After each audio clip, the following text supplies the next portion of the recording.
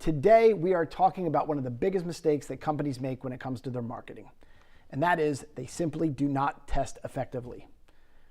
We're going to talk about the types of tests, how to implement them, the dangers of not doing it, and how you can use this video as a step-by-step guide to figure out how to optimize your content better.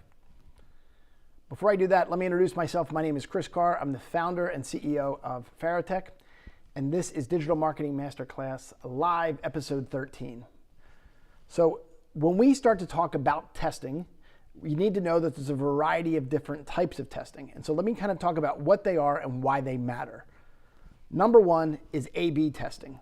A/B testing usually means that I have page A and page B. All right, sometimes it's a home page, sometimes it's a landing page. And what I'm going to do is when I want to optimize my content effectively, I'm going to create two versions, and I'm going to measure both versions. I'm going to figure out which one outperforms the other. And that brings a lot of value to advertising. It brings value to landing pages. It brings value to home pages. It brings value to a lot of content that is lower on the funnel, probably around the decision level stage of the funnel. This is the time when we want to measure all the little details to figure out what's converting and what is not. The next form of testing is called multivariate testing. And with multivariate testing, what we're looking to do is we're looking at the small little details that affect conversion. And so sometimes you can do them in conjunction with each other. Like, for example, you can A/B test two pages against each other to try to figure out which page performs the best. Then you get into multivariate testing. And with multivariate testing, what you're doing is you're looking at little nuances on the page that won the competition in stage one. We're going to look at the little nuances, and we're going to look at some of the words. We're going to look at maybe some of the pictures. We're going to look at all the little micro ingredients that can be identified to optimize for conversion. So here's usually what happens. Usually what happens is we have really big intentions, and then what happens is we wake up one day and we've developed a content mill, and we don't measure what's working and what's not. We look at our analytics and we say, oh man, you know what? I want to create more content that's going to outperform this existing content that I've already developed. But what great marketers do is they go back and they look at their content, and they start to make tweaks and adjustments to their content so that the spear gets sharper and sharper. So let me kind of show you what I mean by that. All right? So this is a traditional digital marketing approach. And what you can see here is the circles represent, hey, maybe I'm going to create a new website, and a couple years later I'm going to create another website, and a couple years later I'm going to create another website, or I'm going to create a piece of marketing content, and so on and so forth.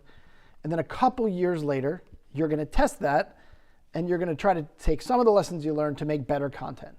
And while you did improve, right, you didn't improve incrementally. What you did is you tried to just make up for it, in your next major global revision.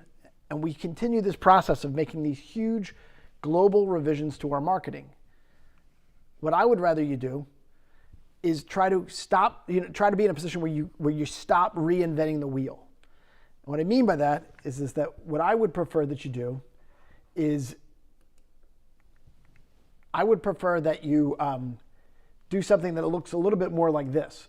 This is A/B testing. This is how A/B testing sort of works. What we do is we develop a real strong foundation, and then we make micro tweaks to our copy, to our pictures, to how we build our landing pages, what the conversion and user experience is like. Then we also apply things like heat mapping and other forms of testing to figure out what's working and what's not. We're constantly making pivots over and over and over again to make the best possible user experience. Okay? So one of the analogies I like to talk about, and I think it's more of I'm not entirely sure that it's 100% factually correct, but it's a story we use in marketing quite a bit. And essentially what it says is it is estimated that the Apollo moon rockets were off course nearly 97% of the time. That was 97% of the time that they were in flight, they were off course. Yet they still reached their chosen destination and returned to Earth with pinpoint precision and timing. So what do I mean by that? Well, essentially what we did in the 70s is that we shot the rocket towards the moon. And then we measured, and we course corrected, and course corrected, and course corrected, and course corrected. You see, that is how really great marketing works as well. We have really big aspirations. We want to try to knock it out of the park, but the reality is that happens very infrequently. What we need to be able to do is use best practices and try to identify what's going to work. And then what we do is we push that marketing campaign out into the world. And then we measure and we tweak and we make adjustments. We use A/B testing, we use multivariate testing, we use heat mapping, and we learn as much as possible to make consistent tweaks so that the marketing campaign that you built over time gets better and better and better. That's how you're able to measure and get really great results. It's also how you can figure out what your cost per acquisition is, and what you can do is that over time, ideally, your cost per acquisition gets lower and lower as you make more and more refinements to your marketing. Okay, so we covered a lot of stuff today.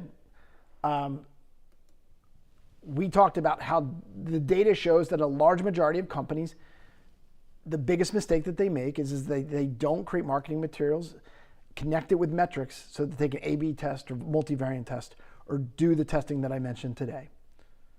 The next problem I wanted, that I talked about was the cadence in which traditional marketing, happens. Essentially what happens here is that we build a new website, we build content, and a couple years later we build it again, and a couple years later we build it again.